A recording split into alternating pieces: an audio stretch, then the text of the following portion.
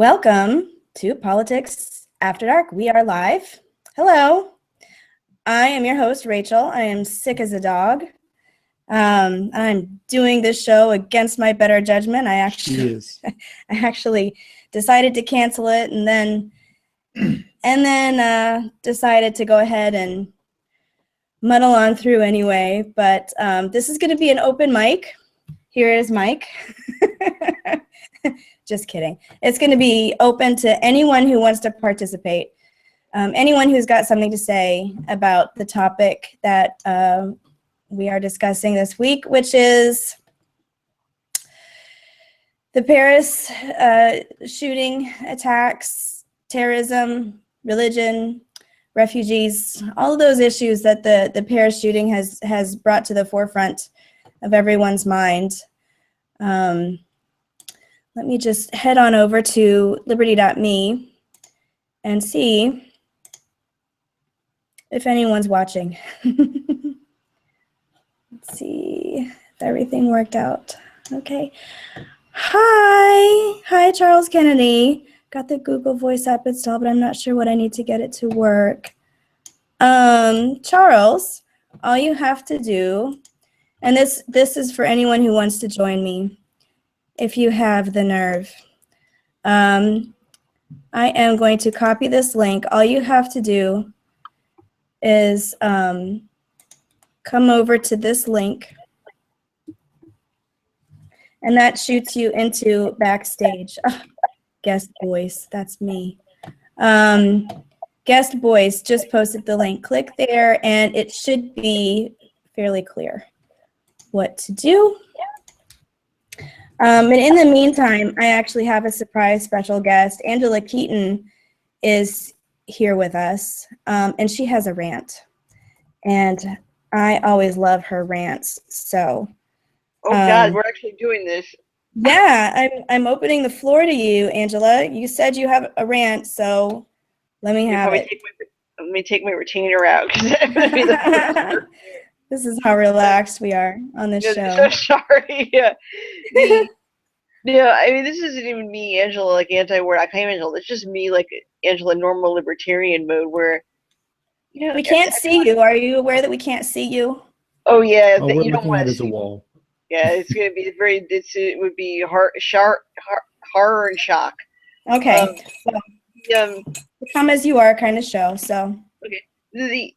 The whole this is what libertarian. I'm not even mention names, groups, organizations, papers, whatever, letters, mailings, but there's just some need where there has to be, everyone feels compelled to make some pronouncement about Paris, which is just a act of terrorism. It's not the only thing that happened that week. It wasn't the only thing that killed a whole bunch of people that week.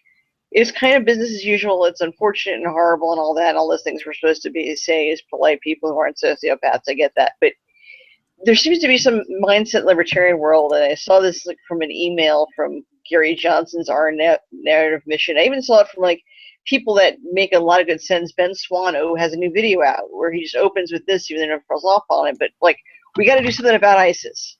It's everyone feels obligated. We need to do something about it. They don't say what that something is, mind you. They just say we got to do something. We're libertarians. We shouldn't actually feel compelled to say, we got to do something. We, as in some collective action, then transferred to the state. I mean, it's not clear what we could do anyway at this moment, or what regular people could do, or what the Libertarian Party should. Anything. There's not anything that can always be done, and I don't know why libertarians get themselves in this trap where we need to weigh in on every issue, and there needs to be a libertarian take on every single matter. I mean, I can all the way down to reduction of personal preference of things, but all the way to as big as Paris. Okay, what is this thing that is to be done? I say do nothing. Yeah. Well, I say stop flooding the region with weapons. Yeah, first stop creating that's along the lines of nothing. a war-torn region with a destroyed economy that people flee in droves, thus creating the refugee crisis in the first place. That would be a good positive thing that we could do. Stop helping. Stop helping. That also seems to me a proper libertarian take on the issue. Build a time machine, go back in time, stop the Iraq War.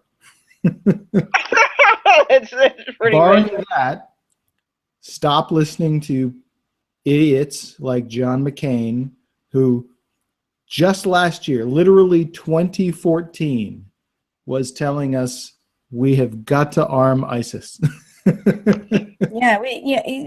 They're always looking for some moderate group over there to arm, and the weapons just get sloshed around, and ISIS comes along and says boo, and then the Iraqi army that we train drops everything and runs away like little schoolgirls. And so everything that we've done to bring stability to the region has had the opposite effect. And there's Charles Kennedy.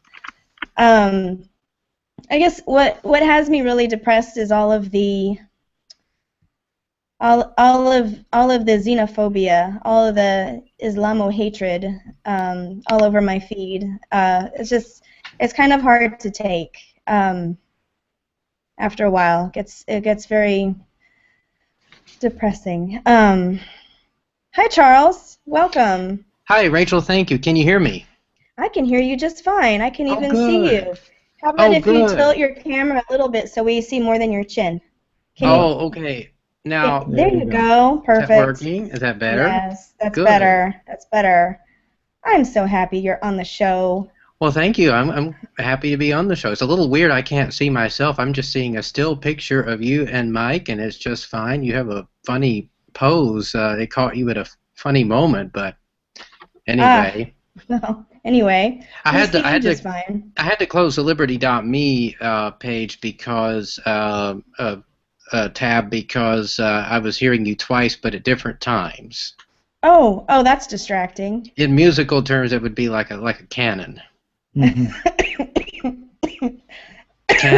Canon at the unison. Yeah. Mm-hmm.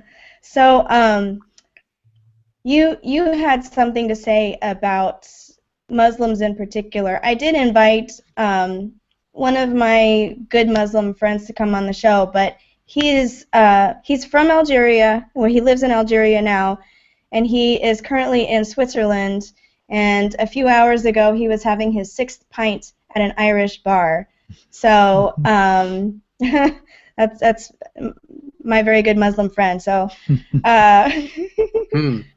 I guess my point in all this, all of this stuff going around about how terrible Islam is and how the goal of Islam is to eradicate Christianity and fear, hatred, and kill the apostates and honor killings and cutting off hands. And so he said he wasn't able to do the show at 3:30 in the morning. Okay. Yeah, so understandable. I posed a question to him. I just said, oh, okay, Naaman, do you agree with killing apostates? And he gave me an LOL, and he said, what is this, the year 1115? I mean, what do you, he thought it was ridiculous. And I know he's one guy, and he's not representative of the whole religion. Of course he's not. But he made the joke, he said, if I felt that way, I would have to kill half of my fiends and family. I think he meant friends, but I took that as kind of Freudian. Apparently, when one of his friends leaves Islam, they become a fiend to him. So that is pretty hateful. But anyway, that was his reaction.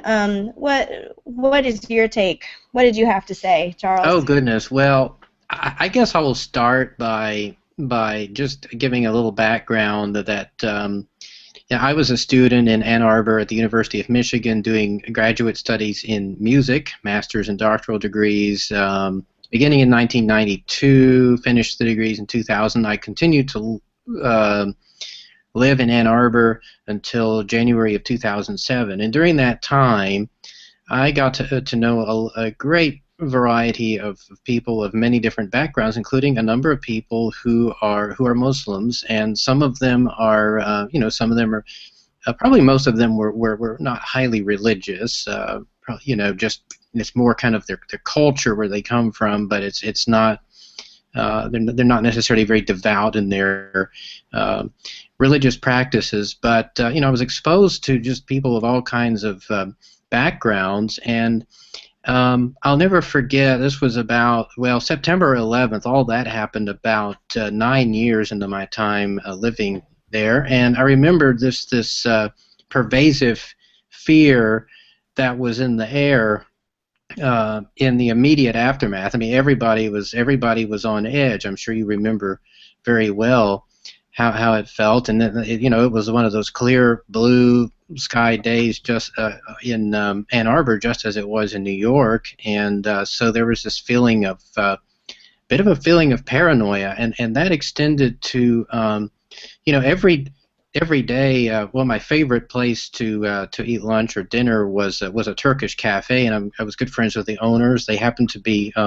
Muslim, but not really religious in their practices, but very, very open people. But right next door, or a couple of doors down, there was a grocery store called the Jerusalem Market, and I think the owners there were probably Muslim. And around the corner there was a Syrian bakery. There were just all kinds of things, and you would walk by and encounter people all the time, and what I had to I was really worried that that I would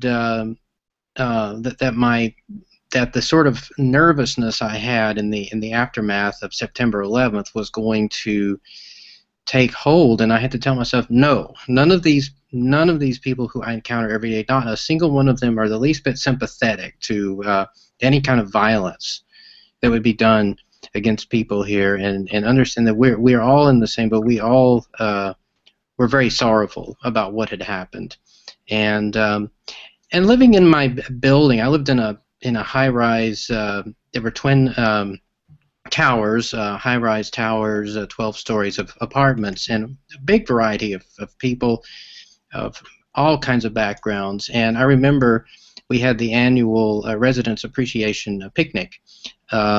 I think the weekend or a couple of weekends after September 11th had happened, and so there we were, all kinds of backgrounds, Christians, Muslims, and Jews, and other backgrounds, and we were all talking, how can we come together and show friendship and come together for the cause of peace and for living together in harmony, and I thought it was a beautiful thing. So, having been exposed to all that, and then coming back to the Bible Belt here in Birmingham, Alabama, I don't know. It's just it's a strange thing to me to see the attitudes that so many people have around here, and how just very fearful they are. And I'm thinking, what do they have to be afraid of? Yeah. Yeah, fear is such a useful tool in controlling people, and I really wonder, where does it come from, and how is it so pervasive here in the home of the brave, the land of the free and the home of the brave? One of my Facebook friends put it very well. He said, the land of the free has to be the home of the brave, because freedom does imply that you take on some risks and responsibilities. Otherwise, you're not free. You're living in a padded cell, and your security is entirely someone else's responsibility. But when you're free, you take that responsibility on yourself, and so it does require courage. And when we're willing to give that up for the illusion of security, that's the opposite of courage, and it makes me ashamed. Yes. And there was this interesting thread that was going on your Facebook page today, and I participated in it. You may recall I put some choice quotes from Jesus. Oh, good, because I think I had to focus on other things. I saw that there was something raging, but I was like, I can't deal with this right now. So what was happening on my wall? Yes, let's see. I'm trying to remember. It was where you posted, love your enemies, do good to those who hate you. But Jesus, what if they're Muslim? Okay, I'm going to start over from the beginning. Let me know where I lost. Where did I lose you? Yeah. But it's the comments that I was reading. Somebody said, the first person who commented said, good point, though I'm pretty sure there were no Muslims then. And then I had to, and you responded to that, and then I made the point, well, but there were Samaritans, and there were also the Egyptians, the Babylonians, all that. So but nobody that actually wanted to kill Jesus. yeah, right. Yeah, right. Right? The Romans. I forgot about the Romans too. You got them. The Jews. I shouldn't say that, but I mean his own people were. I'm talking about the religious leaders. Did not like what he was saying. He stepped up. I've read stepped on that. everybody's toes. Yeah. You're correct. Yeah. And then somebody made a statement, you can love someone who is trying to kill you, but that doesn't mean you have to let them kill you or bring them into your house where they can kill your family. Oh, my goodness. Who's going to come into your house and kill your family? The real problem is that Americans as a whole are really bad at math. Yes. Because as Rachel posted an article today, again, on Facebook. Everything happens on Facebook. Yes. Yes. That you're literally, in the United States, you are more likely to be killed by your television falling on you than you are to be killed by terrorism. And it's just people are, we've Well, televisions have gotten so big these days. We should have a candlelight vigil against large television sets. Maybe you're more likely to be killed from having a heart attack from being afraid of what they're telling you is going to happen on television than you will. Well, people are sitting in front of their televisions eating God knows what poison. They have high blood pressure that's going to stroke them out. They are obese and they're going to have a heart attack. And they are far more their worst enemy. They are their own worst enemy, not some Syrian halfway across the globe fleeing with, a plastic bag of their few belongings. Right. And this is a well-known phenomenon that people are bad at math, that we evolved for hundreds of thousands, millions of years in small social groups that most likely never exceeded a few dozen individuals. And now we live in a world with 7 billion people, and people take news events very personally. They see that someone that could have just as well have been them and their family was killed by a terrorist, and they ignore the greater number of people that were probably killed by drowning in a bathtub on the same day. And of course the news, people drowning in bathtubs, that doesn't sell. What sells is being able to scare people, although I don't know how much I buy the argument that the news is all about trying to sell people. I'm much more cynical. You can call me conspiratorial. I don't know, but the very tiny number of corporate entities that control our news media have their own agendas, and that we are constantly bombarded with the threat of terrorism it manufactures fear. I mean, they cover these stories in the manner that they do, in the constant, ceaseless fashion that they do, to manufacture fear because, and they can get away with it because we're bad at math. Well, and the media, they want eyeballs. First and foremost, they're trying to, wave their arms and get your attention. And that gets a lot of attention. And, I think it's more than that, because if they just wanted to report the news in a gripping fashion, it's a gripping story that people would find of interest, to actually connect the dots between where ISIS came from and the chain of events that was initiated 12 years ago in that region, when we took a secular second world country who happened to be run by a douchebag and turned it into a third world hellhole, and it was a breeding ground for desperate religious extremism, and then directly supported that desperate religious extremism because we thought it would be a good tool to get regime change. This is our pattern in the Middle East these days. We pick a Washington unfriendly regime. There are several Washington-friendly regimes in the neighborhood who are, barbaric and repressive.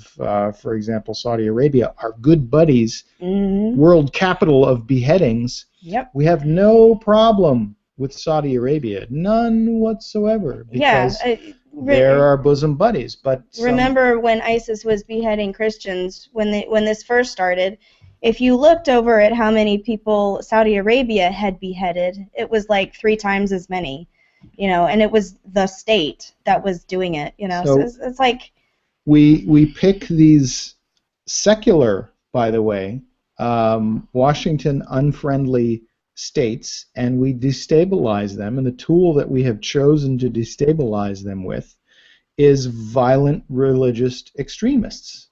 And we support them, and we arm them, and we give them fleets of Toyota trucks, and we leave billions of dollars of U.S. military equipment laying around instead of destroying it. I mean, we didn't have to ship it back. We could have just destroyed it on the spot, Yeah. Raytheon and Lockheed Martin would have made some money off those bombs, too. We left the keys But in no, the ignition. we left them. Keys in the ignition. M1 Abrams tanks, Humvees, armored personnel carriers.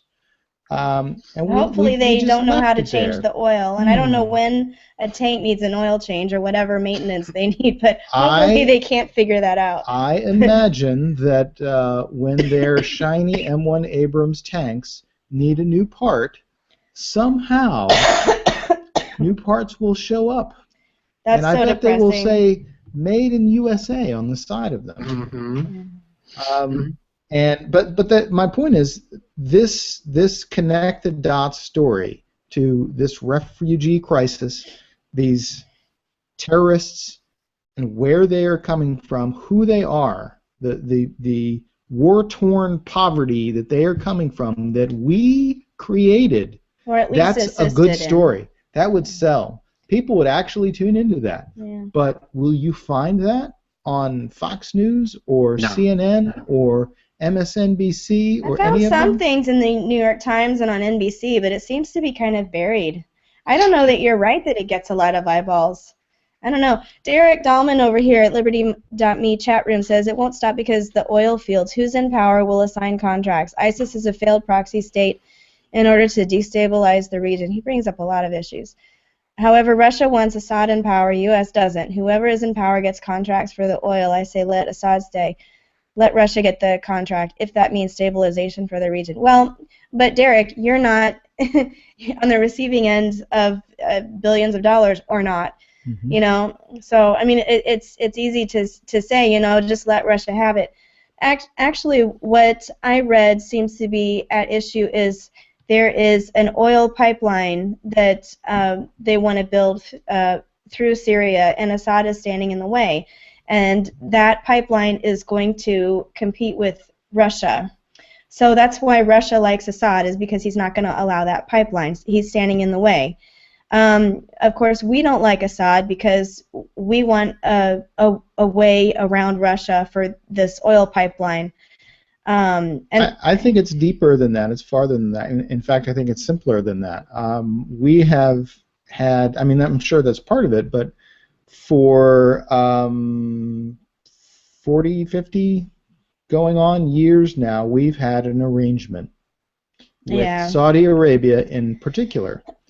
And Saudi Arabia has regional enemies, and they are places like Iraq and Syria, the petrodollar, and Libya. They weren't too fond of Gaddafi, and it's part of our arrangement that we stabilize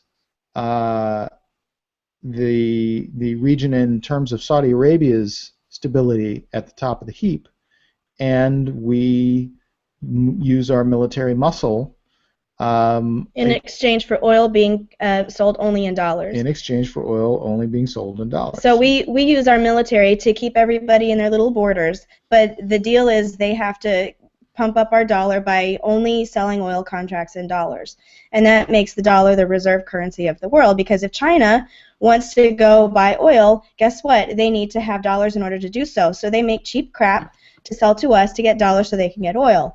And this makes America very, very, very, very rich. Mm-hmm. Because so everybody wants what we're making as far as what we're printing. So I think it comes down to empire, really. Yeah.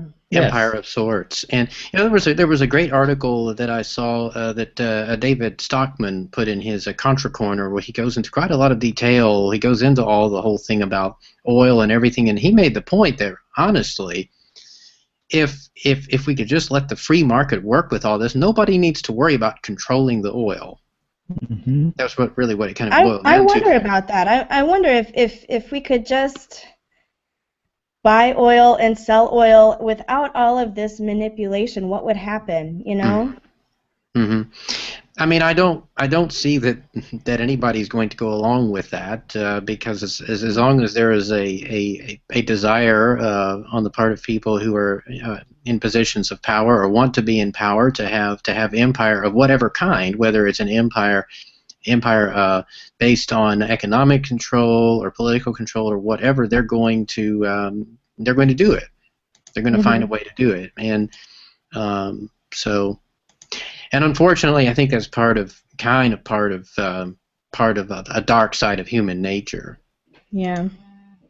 That people want to control other people, or that people are arrogant and they have pride and they want to basically rule over others, or they want to dominate in some way. Well, I mean, there's trillions of dollars of loot at stake. Yeah. Yes. That's a pretty big incentive for a whole coalition of like incentivized special interests. I'm not one of the people that subscribes to the Illuminati, the overarching giant conspiracy that rules the world.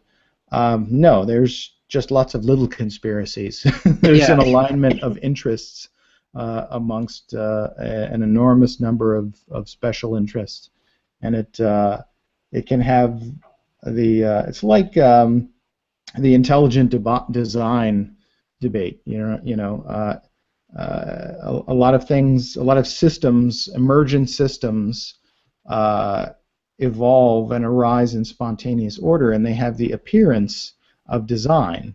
Well, a lot of things happen in the world that have the appearance of conspiracy, but really conspiracies, although I'm sure they do happen, right? What kind of bizarre world would it be where human beings, as they are, actually never conspired? Right. That would be kind of weird, but we don't need a giant overarching conspiracy, for example, to understand the war in the Middle East as some behind-the-scenes move of the tiny cabal of global elite to move the world to one world government, or all of this kind of stuff. No, it's just there's a huge number of special interest groups that make a lot of money from a war-torn region, make a lot of money from the central bank situation the way that we have it, to make a lot of money from the oil markets being as as manipulated as they are, etc. So Yeah, it's just simply the way power works. Yeah. It's the nature of things. mm-hmm. If you've got power, you want to keep it and consolidate it and get more of it. And how do you do that? Well, you do that through fear and through religion. You know, to get your soldiers to fight, they don't ever fight for your oil pipeline or for dollar supremacy, but they fight for God and country. They fight if they're if their homeland is being attacked and you can convince them of that, then yeah, people will take up arms and they'll fight for you. You just have to get them believing the right thing. But, you know, people don't want war, and these oligarchs are not strong enough by themselves, you know, to to get the kind of power that they thirst after. They have to convince soldiers to go shoot and kill for them. Right, and they play on some of the most basic of human instincts. One of which, unfortunately, as we keep coming back to, is fear. Mm-hmm. Mm-hmm. Fear, and of course there's what is talked about as the herd mentality, and as being perhaps also a part of human nature, a tendency for people to want to be kind of think of themselves together as a group, people who are similar to one another, and certainly I think there's a big part of that here in the Bible Belt. So let me ask you this, Charles. Are you afraid of Syrian refugees? Do you want Syrian refugees to come and live in your town? Would you be okay with that? You know, honestly, it wouldn't bother me to have some Syrian refugees. I don't, I'm not afraid of them.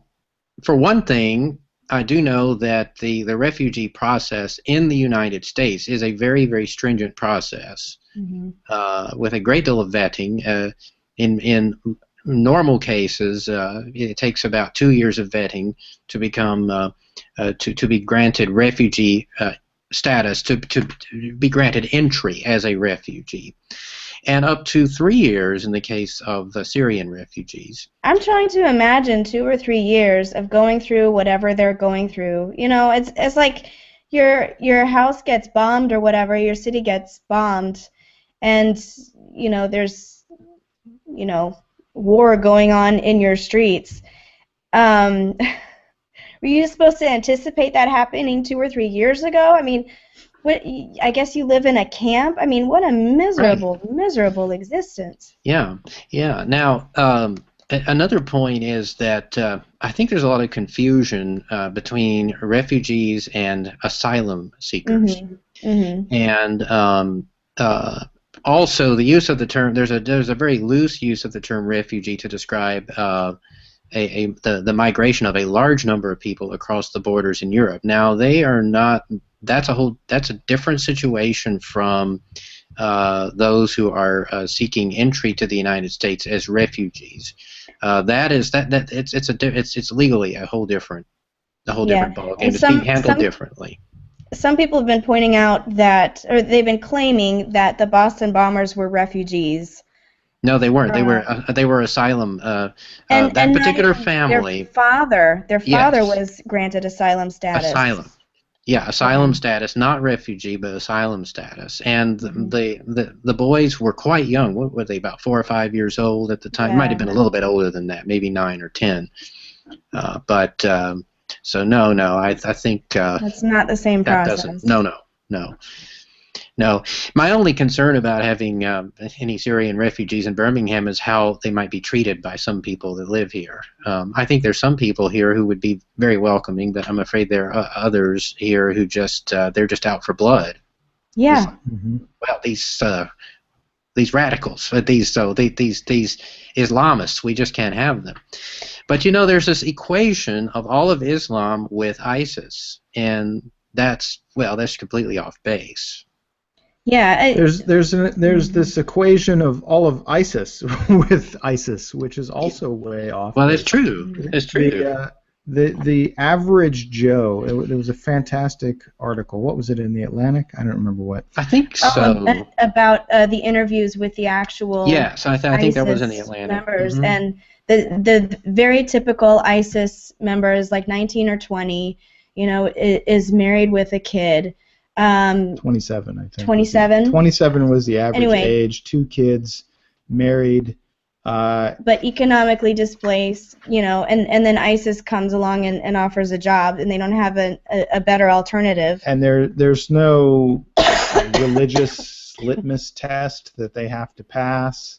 They don't care how devout they are. And they just want warm bodies, just like Uncle Sam does. And they said in some of the where they researched what the ISIS fighters have been searching for on the internet, they found Islam for dummies. Like they don't. It's not a religious thing for them. They really couldn't care less. And some people on Facebook have been saying, but don't you understand? Islam is bad. All Islam is bad because its goal is this, and it's it's destructive and And I think about it, and I think about my friend Naaman and the other Muslims that I've known in my life, and I think, well, gosh, there's a lot of really bad Muslims out there that I've run into. And then I see all these bloodthirsty Christians, and I think, same, there's a lot of bad Christians and bad Muslims out there. People are not doing what their religions are telling them to do, apparently. The Muslims are not killing us, and the Christians are not being loving, so, Mm-hmm. Mm-hmm. Well, the violent side of Islam, you've got to remember that some of these groups are cult groups that take a few verses out of the Quran out of context. And take them very, very literally, when in fact there's a lot that's allegorical, which, of course, in the Bible, the Hebrew scripture, if you just look at the Old Testament, the Hebrew scriptures, there's a great deal that's allegorical that cannot be taken literally, has to be understood in a larger context. And but if one took all those things out of many, many verses out of context, there's all sorts of violence that one could attempt to justify. But of course, then you have other parts that would directly contradict that. Yeah. So. Well, it is getting on to 45 minutes, which is my hard deadline. So, should I end it with a Dr. Paul story? I thought about a Dr. Paul story. I'd love to hear a Dr. Paul story. So, just for anyone listening, I was Congressman Ron Paul's press secretary in Washington, D.C. for 5 years, and I used to book all of his press appearances through the congressional offices. And one thing that I learned very quickly about Dr. Paul is he's very punctual. He wants to be on time. He doesn't just want to be on time. He wants to be 5 minutes early and have a chance to catch his breath, before any kind of appearance, any kind of interview, anything. And that would become Jeffrey Tucker. Jeffrey Tucker, wonderful. I was just telling a Dr. Paul story that was relevant to immigrants. Continue. Yeah, so Dr. Paul, fastidiously on time, and I learned very quickly to make sure that he's on time wherever he goes. This is relevant. And we had an appearance over at 400 North Capitol, which is walking distance from the Capitol complex. If you've got 15 minutes to spare, we did not. We had to take a taxi. So I ran ahead and secured a cab, and was very nervous about the time because there was a vote and it was tight. And then we got in the cab, and it was a very foreign cab driver. He did not know his way around. He immediately went the wrong way, and I was like, oh no, Dr. Paul is going to kill me. He's going to be so mad when we're late. And so we had to direct him the whole way. And on top of that, his English was terrible, so he didn't understand what we were trying to tell him. And we finally made it there, and we were just on time. We were not late. We were just not 5 minutes early. And I was like sort of really nervous. What was his reaction going to be when we got out of the cab? And his only reaction was, man, the courage that it must take to go to a country where you don't know the language and you don't know the streets, the courage of that man to be in this country and be where he is, it just, for that moment he set aside his, anxiety of being on time and just thought about that man's experience, and that's always stayed with me. I mean, that's just Dr. Paul. That sounds right. And his thoughts on foreigners is just, the courage and what they're fleeing and what it must be like to be in a strange country and be in that situation. Yeah. So, hi, Jeffrey. Hi. Well, you're talking about the right subject. Absolutely. We got a national frenzy on, completely unwarranted and self-destructive. The Pew Research study just came out today that said that more Mexicans are leaving this country than arriving. I saw that. Which is funny to me because I suspected when Trump started all this nonsense that there was a sense I had that it was just made up out of whole cloth. That actually, in fact, Americans are very happy with immigrants. That this is a melting pot, and that's what makes life interesting. And we encounter people from all over the world. I was just at a private community in Atlanta called Atlantic Station, which is an awesome community. Private streets, private police, private stores, private apartments. Everything's private, but public access. And it's there's an impression somehow, for reasons that don't make any sense to me, that private enterprise, privatization, free enterprise, free markets means exclusion, homogeneity, sort of a members only sort of club. Like a gated community kind of feel. Right, but it's exactly the opposite. And the Atlantic Station is entirely private. 2 square miles in Atlanta that the city just turned over to a private developer and said, we don't know what to do with this thing, you go for it. And it's the most multicultural experience you can possibly imagine. So I'm standing in line, going to movies. And, people from all over the world, to the point that you can't even, possibly guess, where they're from. And there's something beautiful and wonderful about commerce and freedom, really. That causes everybody to be united in a single peaceful endeavor, despite all the diversity of values, language, religion, ethnicity. But all the refugees are going to come here and they're going to have Sharia law. We're going to have Sharia law here in the United States. Well, I'm going to try it for a while, but after a while they'll be eating Big Macs and going to Walmart. I mean, it's just, commerce is awesome that way. I mean, it draws everybody into a beautiful world of getting along and figuring out that love is better than war. How do we overcome the fear, though, Jeffrey? How do we overcome the fear? This is very interesting to me because I think that all this sort of more or less began with Trump, and then others are picking up on it. And, it taps into something very deep inside everybody, the fear of the other. And identity politics, essentially. People think, who am I? What am I? I mean, and who are they? They're probably up to no good. I mean, they are bad. Whoever they are, they're bad. Most Americans don't know anything about Syrians, or never met a Syrian or whatever. And so it's a caricature. It's an easy way to. And why do people do it? I mean, because they want political power. That's really the answer. They want power over other people, and terrifying people about invading, immigrants is and whipping up a kind of racialist, and that's really what it is. It's a racial fear.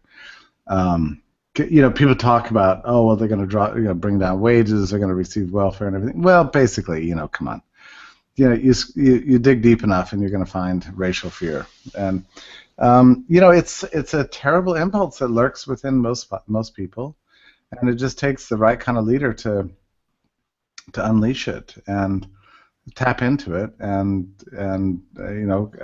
cause everybody to kind of support that support that person based on the lowest, most base instincts of our nature, rather than seeking the highest ones.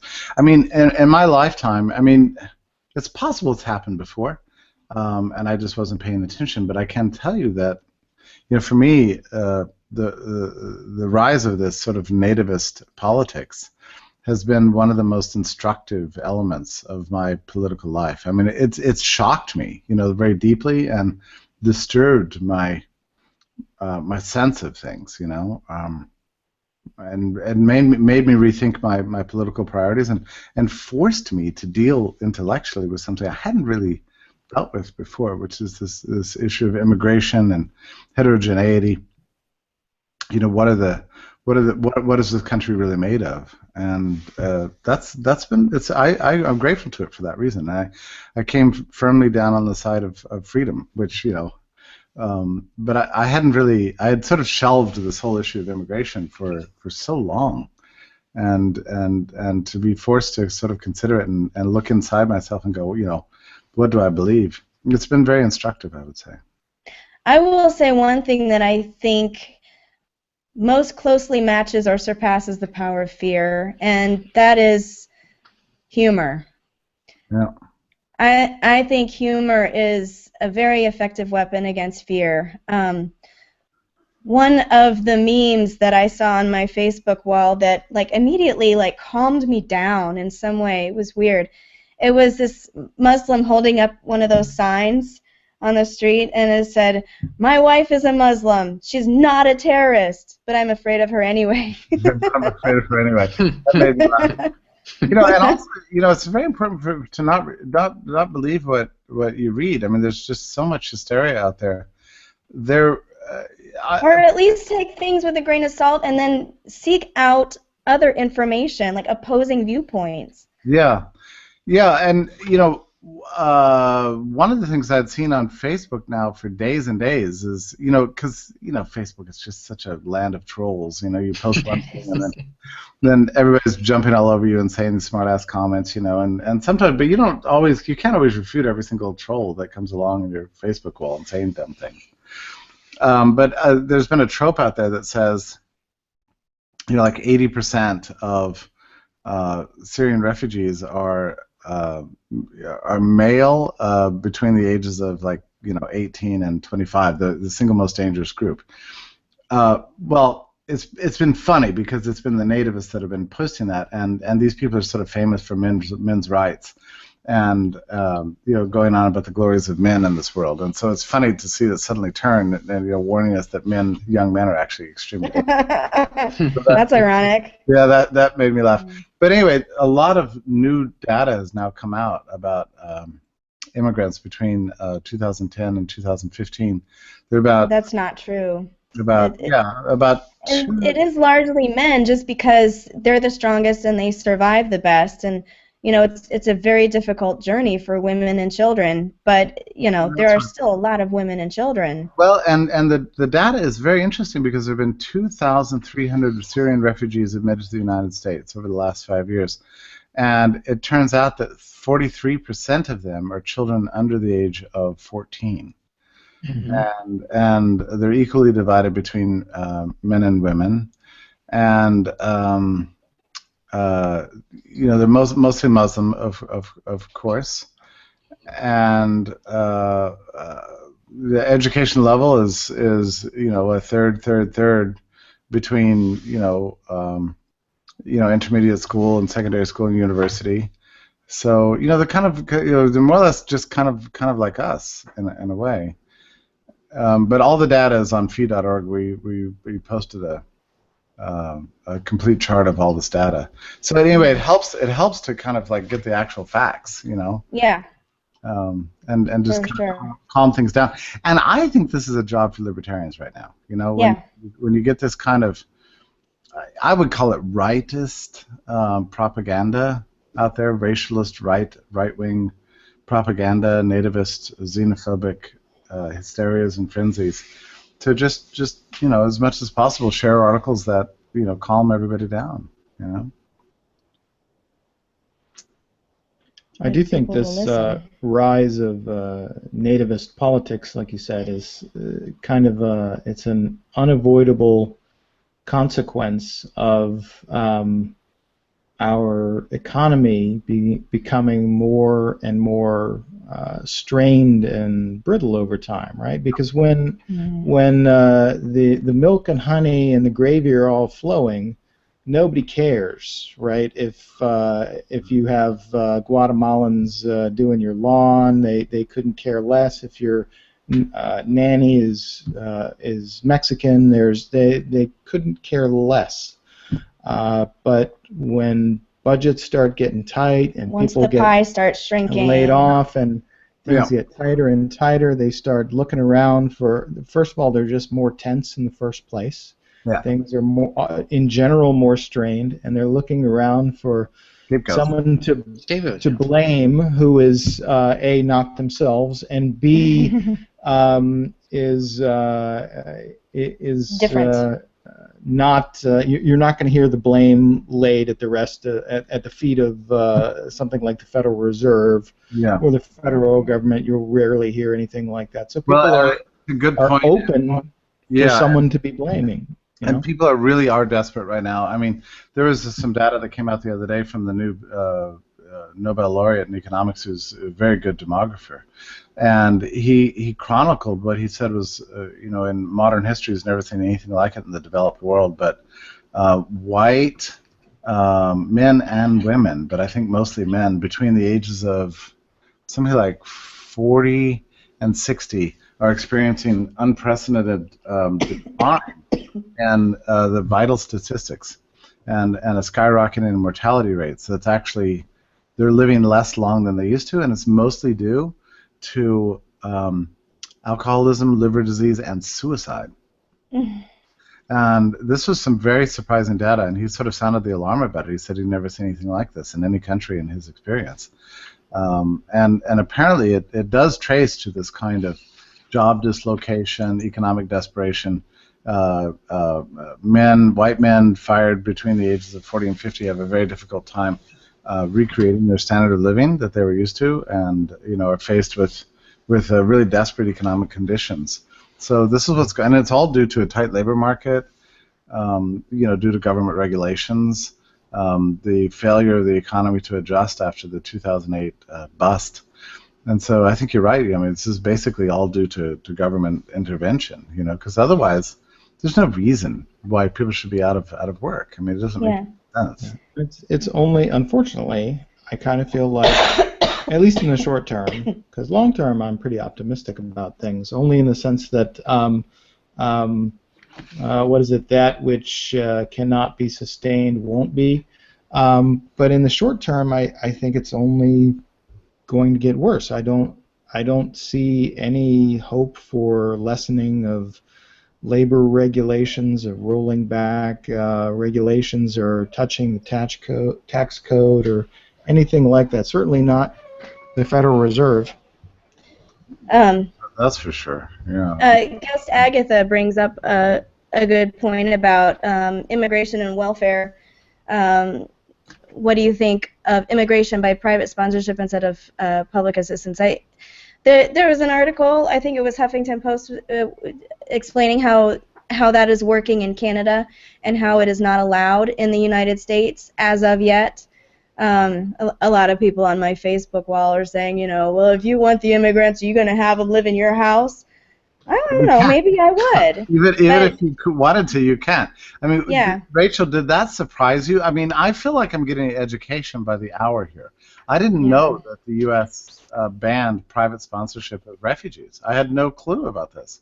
I know that churches and groups like that can, because I've given to like a food and clothing drive for a refugee family through a church. In a limited sense, like once they're here, once they're through the process, then you can provide direct aid, but you can't provide aid or assistance or facilitation of refugees from their home country into the country. That is a government monopolized system.